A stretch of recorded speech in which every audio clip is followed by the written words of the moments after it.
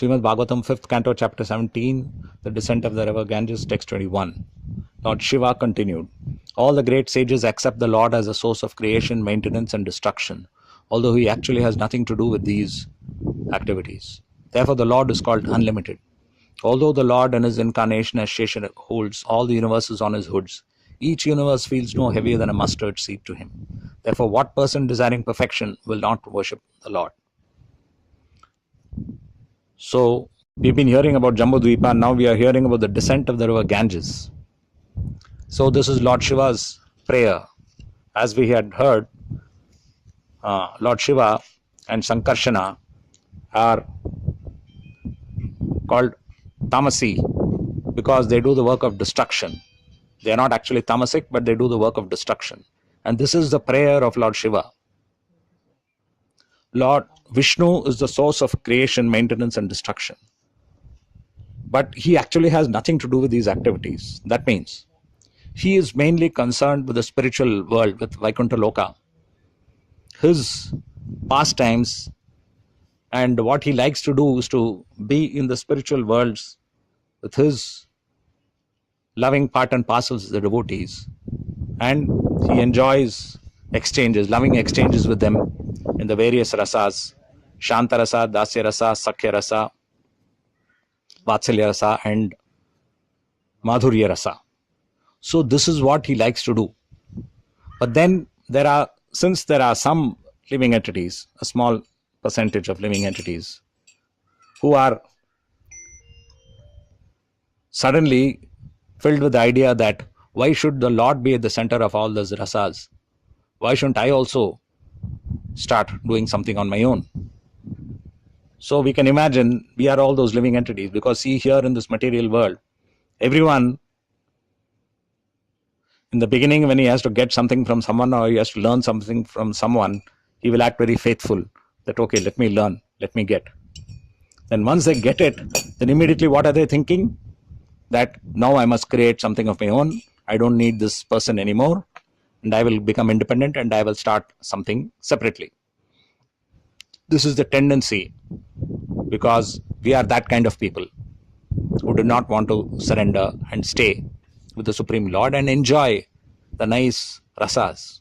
In the spiritual world, there is nothing to do. As Guru Maharaj said, that we can just dance our way to Goloka. So it is so nice. Dancing and singing is so wonderful. And we center ourselves on Krishna. But even there we feel jealous and say that why shouldn't I be the center of every dance and every song? And then we come down here. So Krishna himself is not so interested in what goes on in the material world. But there has to be some place for such people.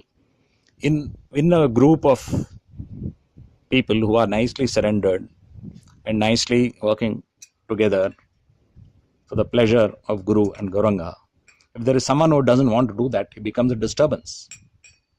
So this disturbing element in the spiritual world is therefore has to be removed instead of disturbing everyone there. So Krishna very kindly sends him to the material world. So the material world is a complete system with creation, maintenance and destruction, and you know about the laws of karma, and you know how people try being without Krishna.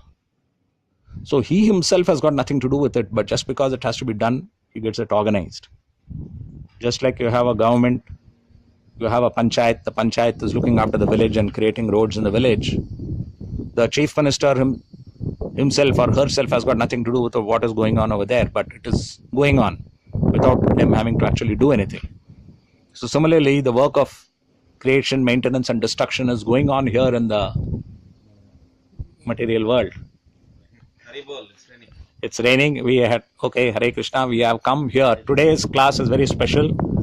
We have come to our farm in Bilalam, and we have some villagers here who we did 1 hour of Sankirtan. The villagers here have been participating. Now we are recording the class in the farm. There hasn't been no rain here for how long? No rain here for how long? 1 month. So we came to do Kirtan because we know if we do Kirtan, then Krishna kindly sends rain. So now there is a little bit of rain drops which are falling. Okay, I'll continue the class.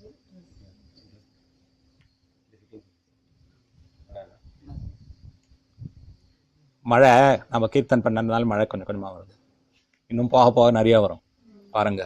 தினம் நீங்கெல்லாம் இங்க வந்து பண்ணானா மழை எப்படி வருதுன்னு பாருங்க. 1 மணி நேரம் வந்து பண்ணுங்க, எல்லாருமா சேர்ந்து வந்து பண்ணுங்க. So I was just telling them in Tamil, the villagers, that they should come and continue this every day. So let's hope they do that. Okay, so this universe is being created and destroyed, and Krishna is not connected with it, is what Lord Shiva says, because he is unlimited, Ananta. Each universe, which according to us is so huge, is just like a small mustard seeds on his heads. So we are completely insignificant in front of Krishna. So let us understand our insignificance. Let us understand the insignificance of this entire universe. Let us understand the insignificance of innumerable universes, because they're just like mustard seeds on the head of Anantasesha.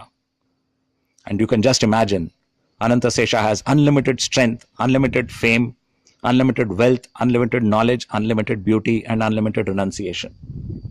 So we are getting so bewildered by whatever little strength, some fame, some wealth, some knowledge, some beauty, some renunciation we get so bewildered, we get attached, and we want to do anything for it. So to overcome this attachment, we go to Krishna, who has got it all in unlimited proportions, and we just stay at his lotus feet, so that we will no more be attached. And if we continue to stay at his feet for this whole life, then we will not be born here again, but we'll go back home, back to Godhead, and be permanently with the unlimited Lord in very nice Leelas. Hare Krishna. Thank you very much. Now Prem Padmini Devidasi will speak in Tamil for the pleasure of these devotees. So those of you who know Tamil, you can hear the next recording.